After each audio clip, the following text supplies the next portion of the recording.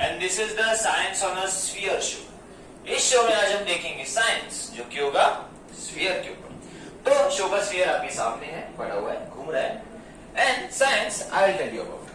Okay, तो show start होने में थोड़ा सा ब्रीफ में बता देता हूँ।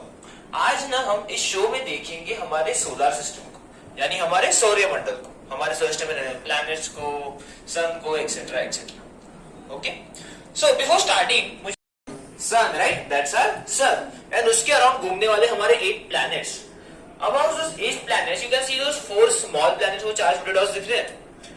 Those are rocky planets. ऐसे प्लैनेट जहां पे लैंड है, ठोस जमीन है, we can walk on them. Okay? Then ये बड़े वाले circles, these bigger circles are the biggest planets of our solar system, और ये completely gases से बने हैं। Those are termed as gaseous giants, जो कि है Jupiter and Saturn. उसके बाद ये ब्लू कलर के circles, well, these blue circles, ये भी gaseous giants ही है, लेकिन ये सन से काफी दूर है, तो इनका टेम्परेचर काफी कम है, तो सारी गैसेस फ्रीज हो चुकी है। That's why they are termed as icy giants, जो कि है Uranus and Neptune. Okay, so let's start with the head of our family, the source of our life, our sun. अभी the thing is ना, मैं आपको सन तो दिखाऊंगा, लेकिन मैं आपको 4 इमेजेस दिखाऊंगा, and you guys have to guess कि उनमें से हमारा सन कौन सा है। Okay, so this is the first one. Okay, the second one. Okay, the third one. Okay, the last one. Okay, कौन सा लग रहा है? Okay, किस किस को फर्स्ट वन लग रहा है? Hands up. Second one, third one, okay, the last one. Okay, fine. Green वाला किसी को नहीं लगा? Okay, fine fine fine, hands down. Okay, the thing is ना, चारों इमेजेस हमारे सन के हैं। Yes, all 4 of them, even the green one. सच्ची? अभी किसी को तो झूठ लग रहा है आपको? मैंने बोला यार, सच्ची है। मैं बोला टॉपिक और चारों इमेजेस है तो है, अभी ये तो कंफर्म है, लेकिन सवाल ये है कि सन तो हमारा एक है कि नहीं? आसमान में एक ही दिखता है ना, तो इमेजेस 4 अलग अलग कैसे? Any idea? Yes ma'am. कभी कभी अलग होता है, उसके बाद भी कभी अलग होता है। Okay okay, fine. ऐसे कभी अलग में आपको कभी हरा सूर्य देखा है आसमान में? रेज देखा है और व्हाइट डिफरेंट प्लैनेट से शायद पिक्चर क्लिक की। ओके, डिफरेंट प्लैनेट से, ओके, इंटरेस्टिंग वन। और कुछ? Okay, different phases, okay. Anyone else? Different mediums देखेंगे तो डिफरेंट मीडियम्स में, तो ही प्लैनेट मीडियम अलग, तो इसलिए okay, fine fine, I will tell you. Basic से स्टार्ट करते हैं। अभी पहले मुझे ये बताओ कि अगर हमें कोई स्पेस का ऑब्जेक्ट देखना हो, स्टार देखना हो, galaxy, no, okay fine, Google पे देख लेंगे, लेकिन गूगल पे जो इमेजेस है वो किससे लेते हैं? Telescope, right, we use a telescope. अब टेलीस्कोप क्या है? It's a type of a lens, और लेंस क्या करता है? लाइट को फोकस करता है एक पॉइंट में। So for example, if you take a magnifying glass, उसको सन के सामने रख दो पॉइंट करके, और उसके नीचे पेपर रख दो, क्या होगा पेपर का? जल जाएगा, पेपर विल गेट बर्न।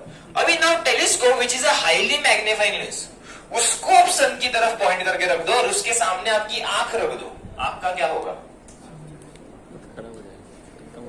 क्या होगा? आंख जल जाएगी, राइट, हैपेंस। अगर हम बहुत देर तक टेलीस्कोप को सन की तरफ पॉइंट करके रखते हैं, टेलीस्कोप में भी आग लग सकती है। So what do we use is, we use filters. Filters क्या करते हैं? हम एक स्पेसिफिक अमाउंट ऑफ लाइट ही भेजते हैं। सो जब हम अलग अलग वेवलेंथ के फिल्टर्स यूज करते हैं तो हमें एक ही ऑब्जेक्ट के अलग अलग इमेजेस मिलते हैं, या डिफरेंट इमेजिंग मेथड से भी डिफरेंट इमेजेस मिल जाते हैं। So for example, this is the helium wavelength, this is the ion wavelength, this is taken by ultraviolet imaging, and this is the x-ray image. Okay, so this was about our sun. अभी चलते हैं हमारे next object के ऊपर। अभी सन हो गया, तो वापस गेस करो कौन सा है ऑब्जेक्ट? Moon, right? जो मून बोले हैं, you guys are absolutely wrong. This is not our moon.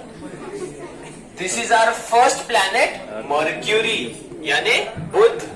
This is बुध ग्रह. अभी मून और मर्क्यूरी में आप कंफ्यूज कहा गए?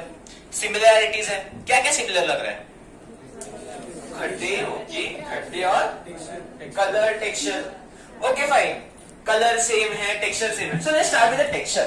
अभी जो टेक्सचर में आपको गोल गोल खड्डे दिख रहे हैं ना, दोस खड्डे is are termed as craters.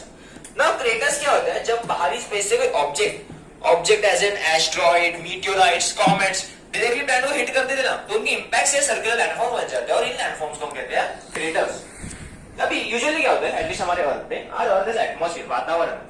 तो बाहर से कोई ऑब्जेक्ट आता है ना, तो एटमॉस्फेयर फ्रिक्शन की वजह से डिस्ट्रॉय हो जाता है, कभी लैंड तक नहीं पहुंच पाता. बट मर्क्यूरी के ऊपर एटमॉस्फेयर है नहीं, सो ऑब्जेक्ट डायरेक्टली हिट कर जाते हैं और इतने सारे खड्डे बन जाते हैं, क्रेटर्स बन जाते हैं.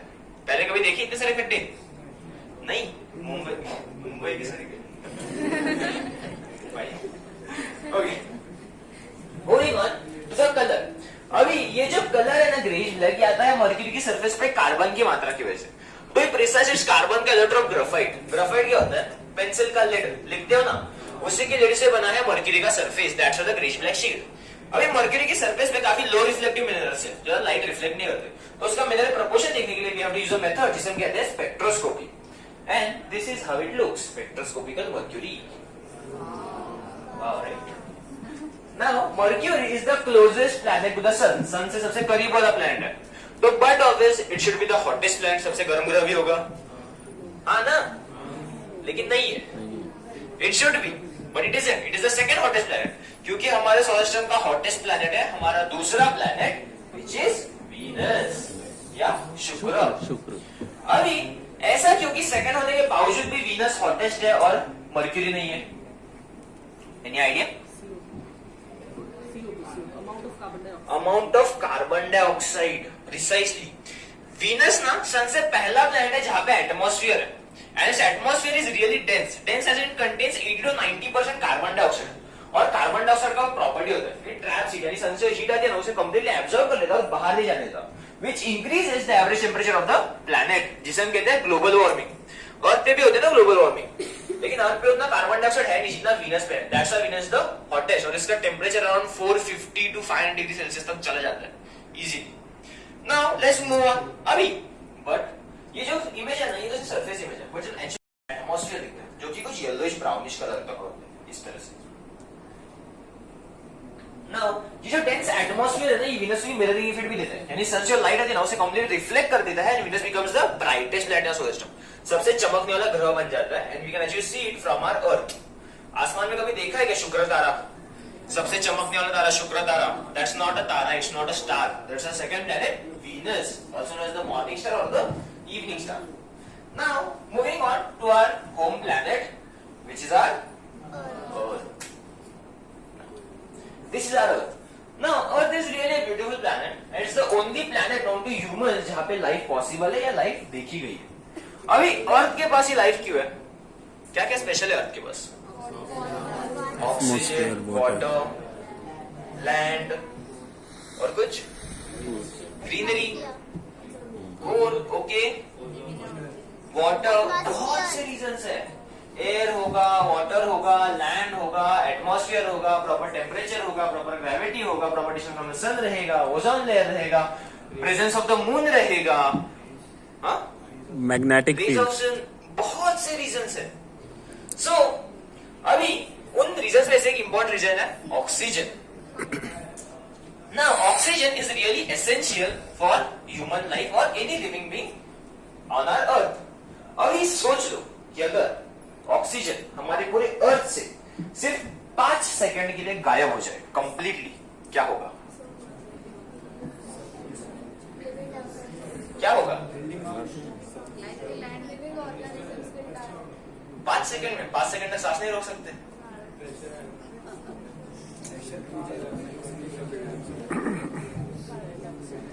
वेल यूजुअली ना नॉर्मल ह्यूमन बींग्स या मोस्ट ऑफ लिविंग बींग्स ना 5 सेकंड तक अपनी सांस तो रोक सकते हैं, हो जाएगा. बट द थिंग इज ना, तो हमारे एज अ लंग्स वगैरह पे कोई इफेक्ट नहीं पड़ेगा, तो हम लोग को पता भी नहीं चलेगा 5 सेकंड तक ऑक्सीजन चला गया। बट बात ऐसी होगी ना, हमें समझेगा कि ऑक्सीजन चली गई, कौन सिर्फ 5 सेकंड तक ऑक्सीजन चली गई ना, हमें जो आसमान पूरा ब्लू ब्लू दिख रहा है ना, it will turn completely black, क्योंकि oxygen is the most abundant, second abundant gas in our atmosphere, और वही हेल्प करता है सन की रेज को स्कैटर करने में, जिससे हमें स्काई ब्लू दिखता है। सो ऑक्सीजन गायब, पूरा स्काई ब्लैक हो जाएगा। फिर अभी जो हमारे व्हीकल्स वगैरह है, वो पूरा व्हीकल सिस्टम बंद हो जाएगा, क्योंकि फ्यूल्स जो कंबशन पे चलते हैं, एरोप्लेन वगैरह, ऑक्सीजन नहीं है, कंबशन नहीं होगा, सारे इंजन बंद, आसमान से प्लेन वगैरह सब गिरने लगेंगे, दे विल गेट डिस्ट्रॉयड। फिर बिल्डिंग्स वगैरह, जो कंक्रीट बेस्ड कंस्ट्रक्शन है, बिल्डिंग्स, ब्रिजेस वगैरह, वो सभी कोलैप्स हो जाएंगे। नाउ ऑलरेडी तबाही हो चुकी है, प्लस जो हमारा अर्थ का क्रस्ट है ना, वो भी अप्रोक्सीमेटली 45% ऑक्सीजन से है। सो ऑक्सीजन गायब, सब नीचे धंसने लगेगा, and everything will start collapsing towards the centre of the earth. सिर्फ 5 सेकंड के लिए ऑक्सीजन गायब, हमें सांस लेने में तकलीफ नहीं होगी, लेकिन अर्थ को जिंदा रहने में तकलीफ हो जाएगी। Only 5 seconds. That's how important oxygen is on our earth or all the living beings. Okay? Now moving on to which is Mangal. Now Mangal या Mars also known as a red planet of the solar system. अब red planet क्यों? क्योंकि दिखता red है। दिखता क्यों red है? क्योंकि सॉइल रेड है। सॉइल क्यों रेड है? आयरन। यस, मार्स की सरफेस में आयरन का मात्रा बहुत ज्यादा है। तो precise iron oxide. Iron oxide क्या होता है? रस्ट यानी जंग। लोहे को लग जाता है ना, उसके पानी डालो तो में रेटेड हो जाएगा, खराब हो जाएगा। वही है मार्स की सरफेस पे। इन शॉर्ट मार्स को जंग लग चुका है ना। अभी आपको 4 स्पॉट्स दिखेंगे। These 4 spots are active volcanoes, और उनमें से सबसे बड़ा वाला स्पॉट है ना, वो सारे सोलर सिस्टम का हाईएस्ट माउंटेन है। अर्थ का हाईएस्ट माउंटेन कौन सा है? Mount Everest, right. This mountain is 3 times the height of mount Everest, यानी एक के ऊपर 3 माउंट एवरेस्ट लगता है, तब इसका हाइट बनेगा, which is approximately 27 kilometers, और इसका नाम है Olympus Mons. Now moving on to the biggest planet of the solar system, our first gaseous giant, which is Jupiter या बृहस्पति या गुरु।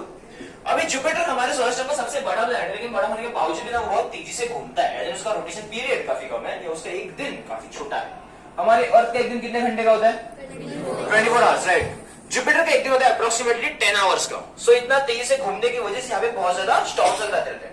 ये मूविंग लाइन देख रहे हो, दीज आर स्टॉर्म्स, और छोटे सर्कल साइक्लोन्स। उन्हीं साइक्लोन में से आपको एक बड़ा साइक्लोन दिखेगा, ये वाला। This is the biggest cyclone in solar system. अब सोलर सिस्टम का सबसे बड़ा साइक्लोन, लेकिन कितना ही बड़ा होगा? स्टेट जितना, कंट्री जितना, कॉन्टिनेंट जितना, कितना बड़ा होगा? कॉन्टिनेंट जितना। Okay, anyone? अर्थ जितना? सीरियसली? ट्राई 3 अर्थ के जितना। इस पूरे साइक्लोन में हमारी 3 पृथ्वियां समा जाए, इतना बड़ा है साइक्लोन है, और इसका नाम है द आई ऑफ जुपिटर और द ग्रेट रेड स्पॉट। अब साइक्लोन में 3 जा रहे हैं, तो पूरे जुपिटर प्लैनेट में कितनी जाएंगी? ये भी तो सवाल है ना। पूरे जुपिटर में जाती है 1300 पृथ्वियां, 1300 earth can fit inside single Jupiter planet. अभी जुपिटर बड़ा है, मतलब उसका ग्रेविटी भी स्ट्रांग रहेगा। नेक्स्ट जुपिटर के बहुत सारे मून्स भी है, जैसे हमारे अर्थ का एक मून है लूना, मार्स के 2 मून्स है, फोबोस एंड डीमोस। वैसे ही जुपिटर के है टोटल कितने? 63। जुपिटर के है total 95 confirm moons. Okay, now let's move on to the next planet. ऐसा प्लैनेट जिसे सब जानते हैं और सभी लोग कोसते हैं, कुछ भी बुरा हो जाए लाइफ में, शनि इज एट फॉल्ट ना। शनि या सैटर्न हमारे सोलर सिस्टम का दूसरा सबसे बड़ा प्लैनेट है, लेकिन बड़ा होने के बावजूद भी ना वो काफी हल्का है। हल्का it is heavy, it is 95 times heavier than earth, लेकिन उसका जो मास है ना वो बहुत बड़े एरिया में फैला हुआ है, विच मेक्स इट डेंसिटी यानी घनता काफी कम हो जाती है। इतना कम कि अगर हम इसे पानी के ऊपर रख देना तो पानी के ऊपर भी फ्लोट कर जाए, इतना हल्का है सैटर्न। ना सैटर्न के हमारे सोलर सिस्टम में सबसे ज्यादा मून काउंट्स है, जुपिटर के 95 से भी ज्यादा। Saturn has total 145 confirm moons. Okay, moving on to the next planet, our first icy giant. Now you can see Uranus is quite bluish in color, which looks nice. Now Uranus is also considered to be the coldest planet in our solar system. सबसे ठंडा ग्रह माना जाता है। Well, average wise it is the second coldest planet. इसका average temperature को -195 degrees Celsius. But the coldest peak temperature in our solar system is on Uranus, which is -2 to 4 degrees Celsius. That's why it is termed as the coldest. Now Uranus blue इसलिए है क्योंकि उसमें methane और ammonia का मात्रा बहुत ज्यादा है। Uranus has total 27 confirmed moons. Okay. Moving on to the last one of the solar system, which is Neptune. या वरुण ग्रह. Now you see Neptune और Uranus quite similar लग रहे हैं, bluish in color, because दोनों का chemical composition almost same, दोनों में मीथेन और अमोनिया है. लेकिन यहाँ पे मीथेन का मात्रा थोड़ा ज्यादा होने की वजह से it's a bit darker in shade. Now Neptune का एवरेज टेम्परेचर कुछ -200 डिग्री सेल्सियस. सो एवरेज में सिर्फ 5 डिग्री का गैप है ना, तो यूजुअली हम यूरेनस को कोल्डेस्ट प्लैनेट कंसीडर कर लेते हैं. Now Neptune is the windiest planet. यहाँ पे बहुत तेजी से winds आते हैं. Approximately 18,000 to 2,000 kilometre per hour. बहुत हेवी winds है. Now इस winds के साथ ये जो व्हाइट कलर के क्लाउड्स दिख रहे हैं, these are ammonia clouds. ये कुछ winds के साथ बहुत तेजी से घूमते हैं. That's why they are termed as scooters. Now Neptune has total 14 confirmed moons. हो गया सोलर सिस्टम, राइट? सन हो गया, अर्थ हो गया, बाकी के प्लैनेट्स हो गए. बट हमारा सोलर सिस्टम एग्जैक्टली कहां पे, किसी को idea? Milky Way galaxy. Milky Way galaxy, right? So this is our Milky Way galaxy. Now billions and trillions of stars, इन्हीं स्टार्स के बीच में हमारा एक स्टार है सन, और उसके अराउंड हम घूम रहे हैं अर्थ पे. अभी बोल दिया मिल्की वे गैलेक्सी में है सोलर सिस्टम, लेकिन ढूंढो है कहां पे? दिख रहा है कभी? दिख रहा है? पॉइंट करके देखो मुझे, sun, earth, moon. Can you find it? No? Try तो करो. वेल, कहां पे? लाल जितने सही थे. Well you can try, but thing is like, it's like मैंने आपको इंडिया का मैप देकर बोल दिया अपना घर पॉइंट आउट करके दिखाओ, नहीं होगा. बट वेल होगा भी कैसे, क्योंकि जो इमेज दिख रही है ना, ये अर्थ से ली गई है, तो आई हाईलाइट इसमें अर्थ आएगा हमारा. सो